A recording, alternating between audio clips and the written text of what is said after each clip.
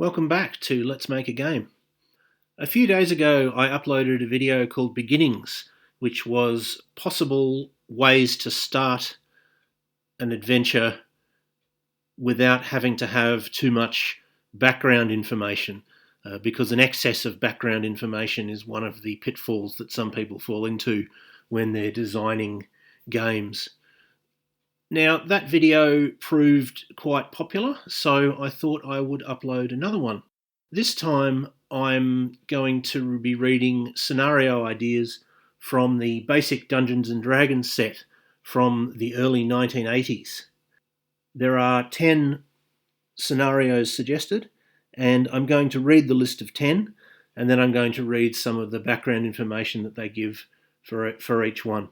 So the 10 scenarios are: exploring the unknown, investigating a chaotic outpost, recovering ruins, destroying an ancient evil, visiting a lost shrine, fulfilling a quest, escaping from enemies, rescuing prisoners, using a magic portal, finding a lost race.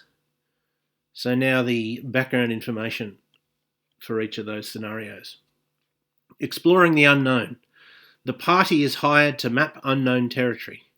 Note that in Dungeons & Dragons the assumption is always that there is a party of adventurers, i.e. there are several adventurers, whereas in computer role-playing games it could be that there's just a single character or there could be a party.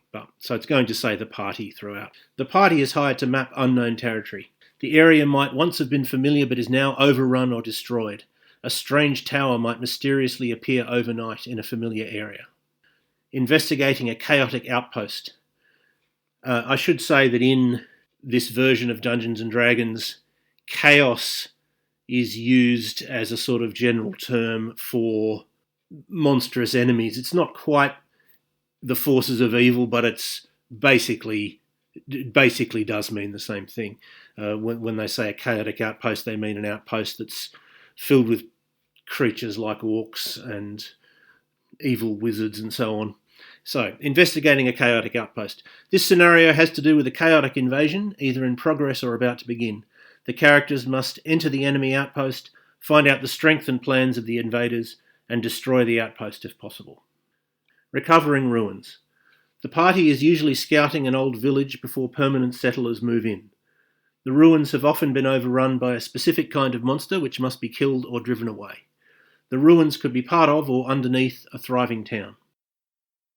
Destroying an ancient evil. The evil is usually a monster or non-player character, the exact type not known by the players. Sometimes the evil has been deeply buried and reawakened by recent digging. This theme is often used along with others. For example, an ancient evil may have to be destroyed before some ruins are resettled. Visiting a lost shrine. To remove a curse or recover a sacred item, the players must travel to a shrine, which has been lost for ages. The characters usually have only a rough idea of its location.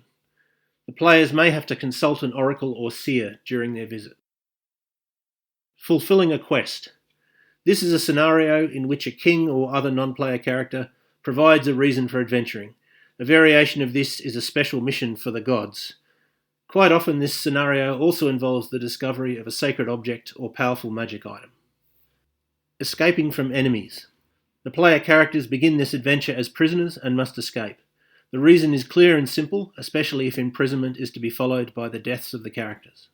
Rescuing prisoners. Valuable and important persons are being held prisoners by bandits, a tribe of orcs, or an evil magic user. The party sets out to rescue the prisoners because they have been hired to, for an expected reward, for a debt of honour, or for some other reason. Sometimes the player characters are only hired to guard an individual who is talking over the demands for ransom. Using a magic portal. The magic portal is a device which magically sends creatures from one place to another.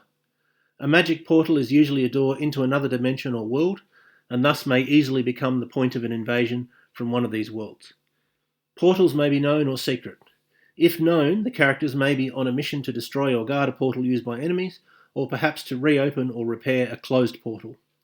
Secret portals can be used to make sure that the characters will visit an important area of a dungeon. Portals might operate both ways or one way only, teleporting into but not out of an area. Finding a lost race. The players find a once human race which has lived underground for so long that it has begun to change.